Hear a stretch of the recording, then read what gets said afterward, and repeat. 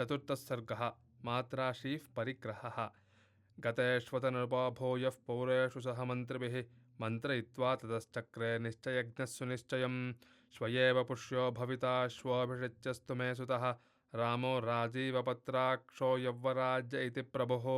अथान्तर्गृहमाविश्य राजा दशरथस्तदा सूतमाज्ञापयामास रामं पुनरिहानया प्रतिगृह्य च तद्वाक्यं सूतः पुनरुपाययो रामस्य भवनं शीघ्रं राममानायितुं पुनः द्वास्थैरावेदितं तस्य रामायागमनं पुनः श्रुत्वैव चापि रामस्तं प्राप्तं शङ्कान्वितोऽभवत् प्रवेश्य चैवं त्वरितं रामो वचनमब्रवीत् यदागमनकृत्यन्ते भूयस्तद्ब्रूह्यशेषतः तमुवाच ततः सूतो राजा त्वां द्रष्टुमिच्छति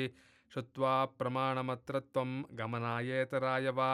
इति सूतवचः श्रुत्वा रामोऽथ त्वरयान्वितः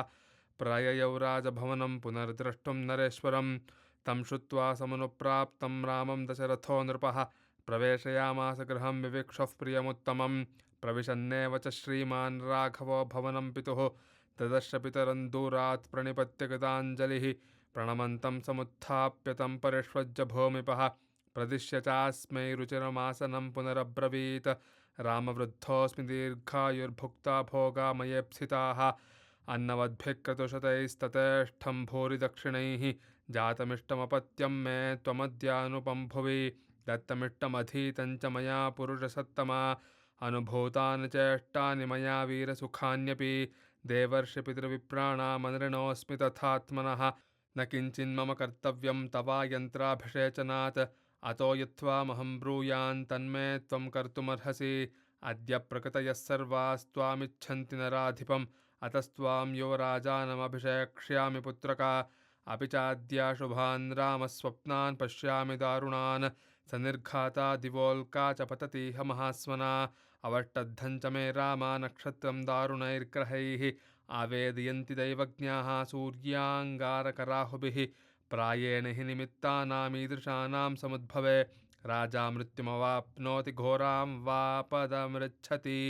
तद्यावदेव मे चेतो न विमुह्यमिति राघवा तावदेवाभिषिञ्चस्व चला हि प्राणिनां मतिः अद्य चन्द्रोऽभ्युपगतः पुष्यात् पूर्वं पुनर्वसु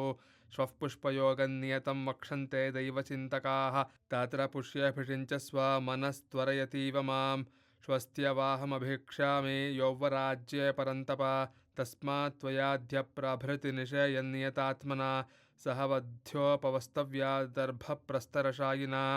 सुहृदश्चाप्रमत्तास्त्वां रक्षन्त्वद्य समन्ततः भवन्ति बहुविघ्नानि कर्माण्येवं विधानिः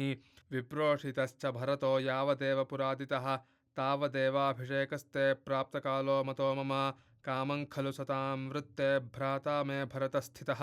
ज्येष्ठानुवर्ती धर्मात्मा सानुक्रोशो जितेन्द्रियः किन्तु चित्तं मनुष्याणामनित्यमिति मे मतिः सताञ्च धर्मनित्यानां कृतशोभी च राघव इत्युक्तस्योऽभ्यनुज्ञातश्वोभाविन्यभिषेचने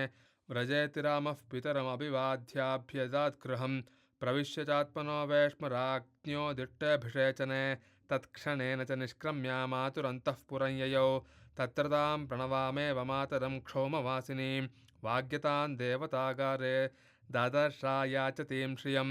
प्रागेव चागता तत्र सुमित्रा लक्ष्मणस्तथा सीता चानायिता श्रुत्वा प्रियं रामाभिषेचनं तस्मिन् काले हि कौसल्या तस्थावामीलिते क्षणा सुमित्रायान्वास्यमाना सीतया लक्ष्मणेन च श्रुत्वा तु पुष्ये पुत्रस्य यौवराज्याभिषेचनं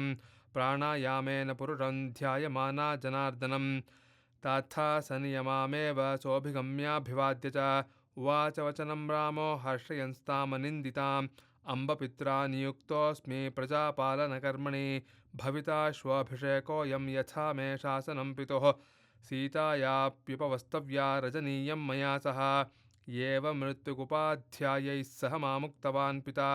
यानि यान्यत्र योग्यानि शोभाविन्यभिषेचने तानि मे मङ्गलान्यद्य वैदेह्याश्चैव कारय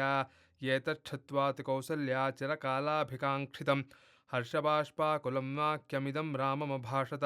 वत्स रामचिरञ्जीव हतास्ते परिपन्थिनः ज्ञातीन्मे त्वं श्रिया युक्तः सुमित्रायाश्च नन्दय कल्याणे पतनक्षत्रे मयि जातोऽसि पुत्रक येन त्वया दशरथो गुणैराराधितः पिता अमोघं बत क्षान्तं पुरुषे पुष्करे क्षणे येयमिक्ष्वाकुराज्यश्रीः पुत्रत्वां संशयिष्यति इत्येवमुक्तो मात्रेदं रामो भ्रातरमब्रवीत् प्राञ्जलिं प्रह्वमासीनमभिवीक्ष्य स्मयन्निव लक्ष्मणे मां मया सार्धं प्रसाधित्वं वसुन्धरां द्वितीयं मेऽन्तरात्मानं त्वामियं श्रीरुपस्थिता सौमित्रे भुङ्क्ष्वभोगास्त्वमिष्टान् राज्यफलानि च जीवितं च हि राज्यं च त्वदर्थमभिकामये इत्युक्त्वा लक्ष्मणं रामो मातरावभिवाद्य च अभ्यनुज्ञाप्य सीतां च जगामस्वन्निवेशनम् इत्यार्षे श्रीमद् रामायणे वाल्मीकिये आदिकाव्ये चतुर्विंशतिसहस्रिकायां संहितायाम् अयोध्याकाण्डे मात्रा श्रीः परिग्रहो नाम चतुर्थः सर्गः।